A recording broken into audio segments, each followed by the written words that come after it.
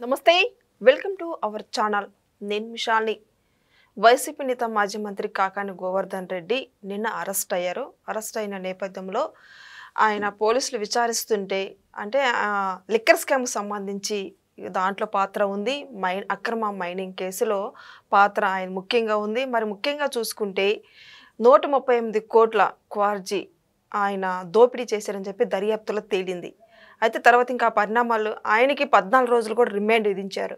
తర్వాత ఇంకా పరిణామాలు ఎలా ఉండబోతే తెలుసుకోబోతుంది. స్టూడియోలో ఉన్నారు పొలిటికల్ అనలిస్ట్ శ్రీలీల గారు ఉన్నారు. వారిని అడిగి కొన్ని విషయాలు మనం తెలుసుకుందాం. నమస్కారం మేడం. నమస్తే మేడం. కాకాని గోవర్ధన్ రెడ్డి పరారీలో 2 months నుంచి ఉన్నాడు. ఇప్పుడు అరెస్ట్ అయ్యారు. అరెస్ట్ అయిన తర్వాత ఆయన ఒక్కొక్కటి ఆయన చేసిన అక్రమాలు తవ్వుకుంటూ పోతుంటే ఒక్కొక్కటి బయటకు వస్తున్నాయి. ఆయన కేసులు ఏంటి మేడం? ఆయన ఏమేం చేశారంటే ఏం చెప్తారు? వైఎస్ఆర్సీపీ పార్టీ మాజీ మంత్రి ఎవరైతే ఉన్నారో కాకాని గోవర్ధన్ రెడ్డి, మరి పాపం వాళ్ళకి 11 బాగా అచ్చొచ్చినట్లుంది. 11 మంది ఎమ్మెల్యేలు, అదేవిధంగా ఈరోజున చూస్తే 11 కేసులు వచ్చినాయి కాకాని గోవర్ధన్ రెడ్డి మీద. అతను మామూలు వాడు కాదు, గోవర్ధన్ రెడ్డి కాకాని కేటుగాడు అంటున్నారు పోలీసులు. ఎందుకంటే దాదాపుగా 2 నెలల పైగా అతను తప్పించుకోవటం, మరి ఎక్కడా కూడా ఫోన్ ఒక చోట పెట్టడం, ఇతను ఒక చోట ఉండటం, క్వార్జ్ యొక్క అక్రమ తవ్వకాలు, ఎవరైతే మాగుంట శ్రీనివాసులు రెడ్డికి సంబంధించిన ఆయన సంతకం ఫోర్జరీ, మరి అక్కడ సంబంధించిన కొన్ని గ్రావెల్ అవి కూడా త్రవ్వటం, మరి ఇతను చెప్పుకుంటా పోతే గోవా నుంచి కల్తీ మద్యం తెప్పించే ఎలక్షన్ టైంలో 2019 ఎలక్షన్కి మరి ఏ విధంగా ప్రజల్ని వాళ్ళ ఆరోగ్యాలు, కొంతమంది ఆరోగ్యాలు కోల్పోవటం, అదేవిధంగా కొంతమంది ప్రాణాలు కోల్పోవటం జరిగింది. ఎంత నీచంగా ఆలోచిస్తారా అంటే, నీకు ఓట్లు రాబట్టుకోవటం కోసం, నువ్వు గెలవటం కోసం ప్రజల ప్రాణాలతో చెలగాటాలాడిన వ్యక్తి ఈ కాకాని గోవర్ధన్ రెడ్డి. మరి ఇతను ఏదో సత్యహరిశ్చంద్రులాగా, శ్రీరామచంద్రులాగా, లేకపోతే ధర్మరాజులాగా మీడియా ముందుకు వచ్చి పోలీసులు బట్టలు తీస్తానంటాడు.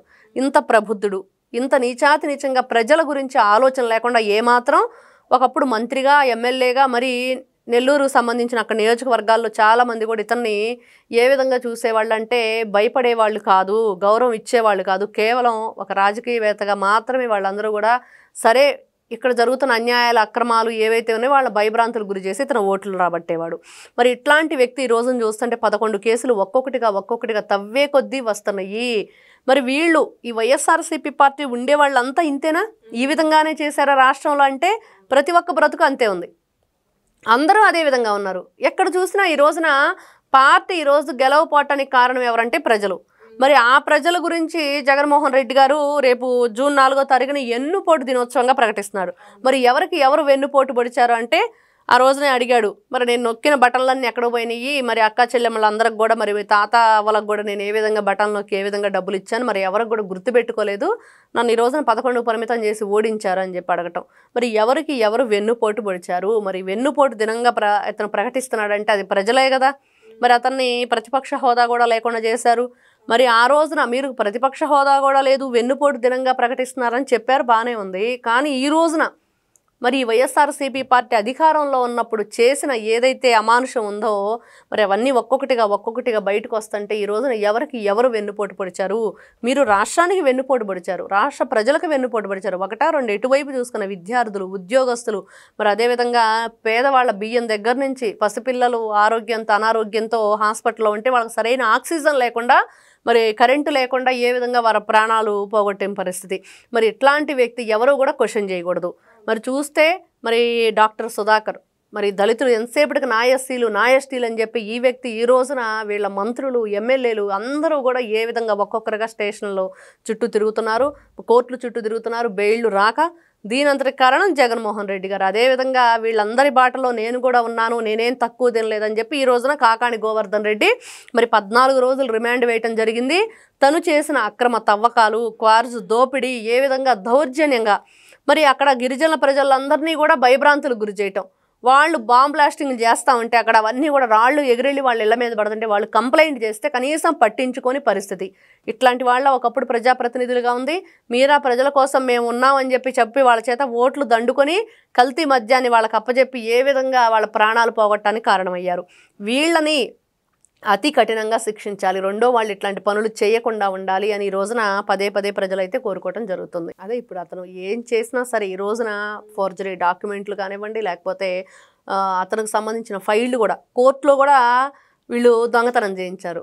ఇంకా అసలు ఇంత దొంగలు ఇంకెక్కడా ఉండరు అంటే వీళ్ళు అపరాధి వీళ్ళు నిరపరాధి అని చెప్పేసి కోర్టు సాక్షాత్తు న్యాయస్థానంలోనే దొంగతనం చేసి వీళ్ళ ఫైళ్ళు అయితే వీళ్ళు చోరీకి గురి చేశారో అంత దౌర్భాగ్యం. అంటే ఈయనకు సంబంధించిన ఫైళ్ళే అక్కడ పోవటం. మరి ఇవన్నీ కూడా చూస్తుంటే ఫోర్జరీ సంతకాలు చేయటం, మరి అదేవిధంగా డాక్యుమెంట్స్ సృష్టించటం, మరి రకరకాలు అంటే మేము ఏది కూడా ఈ రోజున అతను పోలీసుల నుంచి తప్పించుకోవడానికి చేస్తున్నది ఏంటంటే ఉగ్రవాదులు ఏదైతే యాప్ యూస్ చేస్తారో అది ఆ యాప్ యూస్ చేస్తారని చెప్పి మనం చూస్తున్నాం. ఇంత దారుణంగా ఉంటారా వీళ్ళు, ఇంత భయంకరంగా. ఈ మధ్యన హిట్ 3 అనేదో మూవీ వచ్చింది నానిది. మరి దాంట్లో కూడా ఉగ్రవాదులు ఎట్లాంటి యాప్లు యూస్ చేస్తారు, మరి అదేవిధంగా దాంట్లోకి ఎలా ఎంటర్ అవ్వాలి, దాంట్లోకి ఎంటర్ అవ్వాలంటే ఏ విధంగా ఉండిద్దంటే ఆ విధంగా ఇవన్నీ కూడా వీళ్ళు ఆ సినిమా పక్కీలోనే ఉన్నాయి. ఇవన్నీ చూస్తూ ఉంటే ఖచ్చితంగా ఇట్లాంటి వ్యక్తులు నిజంగా ప్రజల్లో ఉండటానికి ప్రజాప్రతినిధులుగా ఉండటానికి అసలే పనికిరారు, ప్రజల్లో ఉండటానికి ఇంకా పనికిరారు. ఇట్లాంటి వ్యక్తుల్ని శిక్షించాలి కఠినంగా. అంటే వీళ్ళకి బెయిల్ ఇవ్వటం, మళ్ళీ ఏదో రిమాండ్లో ఉండి లేకపోతే కొన్ని షరతుల మీద బెయిల్స్ ఇచ్చి బయటికి పంపించడం అనేది కరెక్ట్ కాదు.